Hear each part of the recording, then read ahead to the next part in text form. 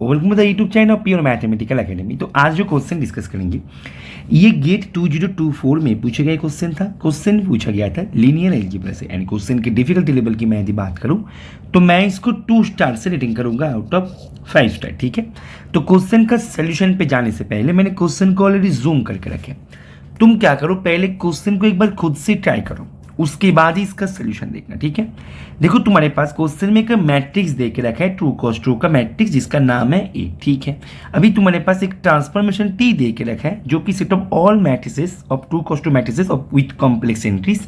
ये जो vector space है यहाँ से यही वेक्टर स्पेस पे जा रहा है। ठीक है, be a linear transformation given by ये कुछ इस प्रकार से डिफाइंड हो रहा है।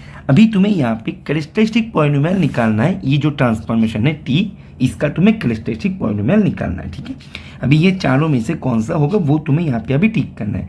अच्छा, मैं ऑप्शन को एक बार यदि ठीक से रीड करें तो हम यहाँ पे एक बात देख सकते हैं। टी जो है, टी यहाँ पे जो M2C ये जो वेक्टर स्पेस है, ये वेक्टर स्पेस का डायमेंशन क्या होगा? 2 स्क्वायर, मतलब इसका डायमेंशन है 4। यहाँ से ये तुम्हारे पास जा रहा है, इसी वेक्टर स्पेस पे जा रहा है, तो इसका भी तो डायमेंशन तुम्हारे पास 4 है। दैट मीन्स तुम्हारे पास टी जो है, टी जो ट्रांसफॉर्मेशन है, इसके करस्पॉन्डिंग जो मैट्रिक्स बनने वाला है, ये मैट्रिक्स तुम्हारे पास 4x4 का मैट्रिक्स बनेगा। दैट मीन्स इसका जो कैरेक्टरिस्टिक पॉलिनोमियल आएगा, ये आएगा एक 4th डिग्री का पॉलिनोमियल। अभी यहाँ पे देखो, option B and option C में डिग्री 2 है, तो ये दोनों तो कभी भी पॉसिबल नहीं है, क्योंकि हमारे पास कैरेक्टरिस्टिक पॉलिनोमियल जो भी आएगा तो एक 4th डिग्री का। Is it okay?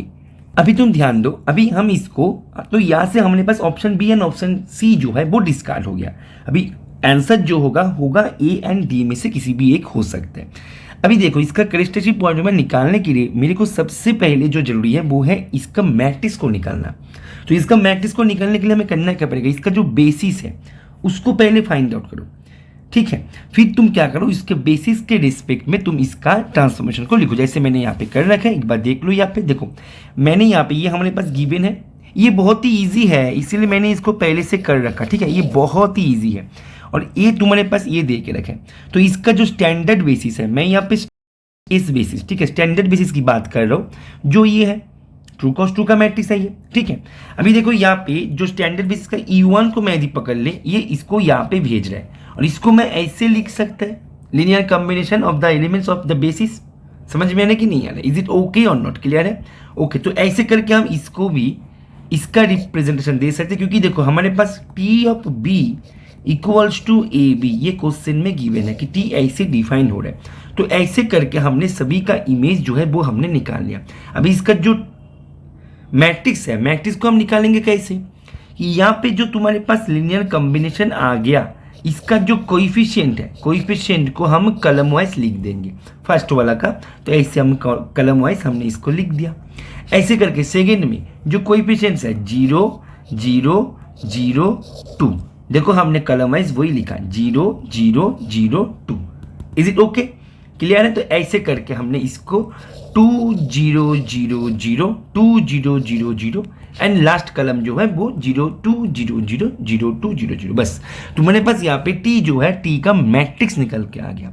अभी ध्यान दो, तुम्हें यहाँ पे टी का कैरेक्टरिस्टिक पॉलिनोमियल निकालना है। ठीक है, कैरेक्टरिस्टिक पॉलिनोमियल निकालना है। ठीक है, तो तुम यहाँ पे कैरेक्टरिस्टिक पॉलिनोमियल निकालने का जो मतलब यूजुअल मेथड जो होते हैं, तुम उसी से यहाँ पे कर सकते हो, लेकिन तुम यदि वो मेथड को अप्लाई करो, ठीक है, जो कैरेक्टरिस्टिक पॉलिनोमियल निकालने के लिए जो हम बचपन से सीख के आए हैं, ठीक है, वो मेथड को मतलब डिटर्मिनेंट निकाल के, मतलब x यहाँ पे xi माइनस टी इसका डिटर्मिनेंट निकाल के जो हम करते हुए आते हैं, ठीक है, वो तुम कर सकते हो। लेकिन मैं बोलूँगा ये करने से तुम्हारा टाइम जो है थोड़ा सा, मतलब यहाँ से तुम्हें ये निकालने के लिए थोड़ा सा तुम्हें एक्स्ट्रा टाइम देना पड़ेगा। तो तुम क्या करो, यहाँ पे थोड़ा सा मैट्रिक्स को ऑब्जर्व करो, मैट्रिक्स किस प्रकार से है। ठीक है, देखो यहाँ पे मैट्रिक्स में ये एक ब्लॉक है, ये एक ब्लॉक है, ये एक ब्लॉक है, ये एक ब्लॉक है। ठीक है, मतलब एक ब्लॉक मैट्रिक्स के माध्यम से मैं यदि इसको लिखने की कोशिश करी तो यहाँ पे देखो ये दोनों मैट्रिसेस ना सेम है, ये दोनों मैट्रिसेस भी सेम है, B बी, ठीक है। तो तुम्हारे पास टी जो है, टी तुम्हारे पास मिल गया ए बी बी, ठीक है। मैं यहाँ पे तुम्हें फिर से एक बार रिपीट कर दूं कि तुम चाहो तो यहाँ पे कैरेक्टरिस्टिक पॉलिनोमियल निकालने का जो यूजुअल मेथड है तुम वो मेथड अप्लाई कर सकते हो, लेकिन वो तुम्हें थोड़ा सा टाइम ले लेगा, ठीक है। मैं तुम्हें मना नहीं कर रहा हूँ अप्लाई करने के लिए, लेकिन ये मेथड से तुम्हें जल्दी हो जाएगा, ठीक है। देखो, तो तुम्हारे पास जो टी मिल गया, तो टी का डिटर्मिनेंट क्या होगा, डिटर्मिनेंट ऑफ टी ये क्या होगा, देखो ये एक special type of block matrix है, तो इसका डिटर्मिनेंट हो जाता है determinant of A plus B into determinant of A minus B. जैसे मैंने बताया कि ये एक special type of block matrix है, तुम्हें यहाँ पे ध्यान देना है, नोट करना है, ये जो बी है, ये जो बी है सेम है, ये जो ए है, ये जो ए है, दोनों सेम है। मतलब हर कोई ब्लॉक मैट्रिक्स के लिए तुम इसको अप्लाई कर दो वो नहीं होगा, ये स्पेशल टाइप है।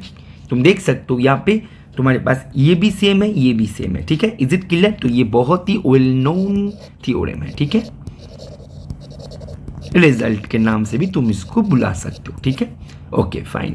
तो तुम्हारे पास ए प्लस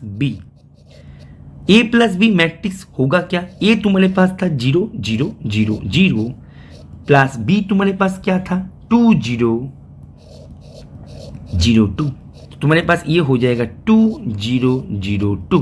तो इसका डिटर्मिनेंट क्या हो जाएगा बोलो, 4 हो जाएगा इनटू, अभी ए माइनस बी तुम समझ सकते हो ये क्या होगा -2 0 0 -2, तो इसका भी डिटर्मिनेंट हो जाएगा 4।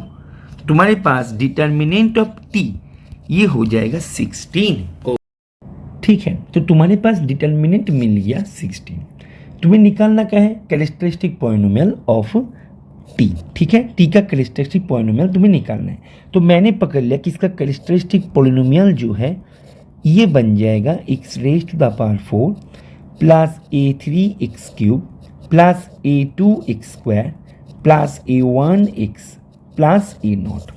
अभी तुम एक बात और ध्यान दो कि हम यहाँ पे कॉम्प्लेक्स फील्ड के ऊपर है तो कोई दिक्कत नहीं, आइगन वैल्यूज एग्जिस्ट कर जाएगा। तो यहाँ पे मैं यदि ये पकड़ ले कि इसका जो आइगन वैल्यूज है, इसका आइगन वैल्यूज मतलब ये जो ट्रांसफॉर्मेशन टी है, इसका आइगन वैल्यूज का प्रोडक्ट जो होते हैं λ1 λ2 λ3 λ4, चारों यदि इसका आइगन वैल्यू हो जाए तो इसका डिटर्मिनेंट मीन्स ये आइगन वैल्यूज का प्रोडक्ट, तो ये मेरे पास 16 मिल गया बाय अप्लाइंग दिस रिजल्ट। समझ में आ रहा है? ओके चलो फाइन। अभी तुम ध्यान दो, तुम्हारे पास ये जो आइगन वैल्यूज है ये एक्चुअल में है क्या, ये जो कैरेक्टरिस्टिक पॉलिनोमियल है इसको लेके तुमने देख इक्वेशन बनवाओ, ये इक्वेशन का जो रूट्स होता है वही होता है आइगन वैल्यूज।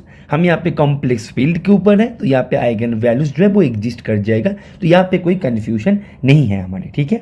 तो इसका जो रूट्स है वही होगा इसका आइगन वैल्यूज, दैट मीन्स इसका जो रूट्स है, ये जो इक्वेशन है, ये इक्वेशन का जो रूट्स है वो क्या होगा λ1 λ2 λ3 एंड λ4, ठीक है। अभी देखो यहाँ पे ये कि 4th डिग्री का इक्वेशन है, तो ये इक्वेशन का रूट्स यदि λ1 λ2 λ3 λ4 हो जाए तो बाय थ्योरी ऑफ इक्वेशन जो तुमने एकदम बचपन में सीख के आए हो, तो ये चारों रूट्स का प्रोडक्ट तुम्हें क्या देगा, a0 दे देगा। समझ में आ रहा है? ओके चलो फाइन। तो ये तुम्हारे पास अभी निकल के आ गया 16, तो 16 इक्वल्स टू a0। तो तुम्हारे पास कैरेक्टरिस्टिक पॉलिनोमियल जो तुम्हें बोला गया था, ये तुम्हारे पास इसका जो लुक्स है वो कुछ इस टाइप से आएगा, a3x³ ठीक है plus a2x² plus a1x plus 16। अभी देखो मेरे को a1 ना ही a2 ना ही a3 निकालने का कोई भी इच्छा है, मैं अभी सीधा ऑप्शन की तरफ मूव करेंगे, ठीक है। हमारे पास अभी ये एंड ये दोनों बचा था। अभी हमारे पास इसका कैरेक्टरिस्टिक पॉलिनोमियल जो भी आए, हम यदि कांस्टेंट टर्म को लेकर चर्चा करें पॉलिनोमियल में, देखो वो हमारे पास पॉलिनोमियल का जो जनरल फॉर्म है वो कुछ इस टाइप से आएगा। मेरे को a2 a3 एंड a1 के बारे में मेरे को कोई जानकारी नहीं है, लेकिन इतना तो जानकारी है कि इसका जो कांस्टेंट टर्म है वो होगा +16, लेकिन यहाँ पे दे रखा -16, तो ये गलत है, तो इसका सही है। देखो एक बात मैं तुम्हें यहाँ पे क्लियरली बता दूँ कि कैरेक्टरिस्टिक पॉलिनोमियल निकालना कोई भी यहाँ पे हमारे गोल नहीं था, क्योंकि कैरेक्टरिस्टिक पॉलिनोमियल निकालना कोई भी बड़ी बात नहीं है, ये हर किसी को आते हैं। लेकिन कैरेक्टरिस्टिक पॉलिनोमियल तुम्हें दी, यहाँ पे इसका निकालने जाओ तुम्हारा टाइम चला जाएगा। और ये क्वेश्चन पूछने के पीछे यही कारण था कि तुम कितने जल्दी तुम इसको कर पाओ, कितने फास्ट तरीके से तुम इसको कर पाओ। समझ में आ रहा है? तुम्हें यदि यहाँ पे ये जो थ्योरी है इसको तुमने यदि एग्जाम के हॉल में हिट कर लिया तो तुम्हारे पास ये क्वेश्चन करना कोई भी टफ टास्क नहीं था। बार बार ध्यान दो, मैंने A3 को नहीं निकाले, ना ही A2 को, ना ही A1 को। Is it okay? कॉन्सेप्ट को पकड़ो, जो मैं हमेशा बोलता हूँ कि कॉन्सेप्ट को पकड़ो, ठीक है? तो दैट मीन्स इसका जो कैरेक्टरिस्टिक पॉलिनोमियल है, इसका कैरेक्टरिस्टिक पॉलिनोमियल होगा ये, तो इसका आंसर हो जाएगा ए।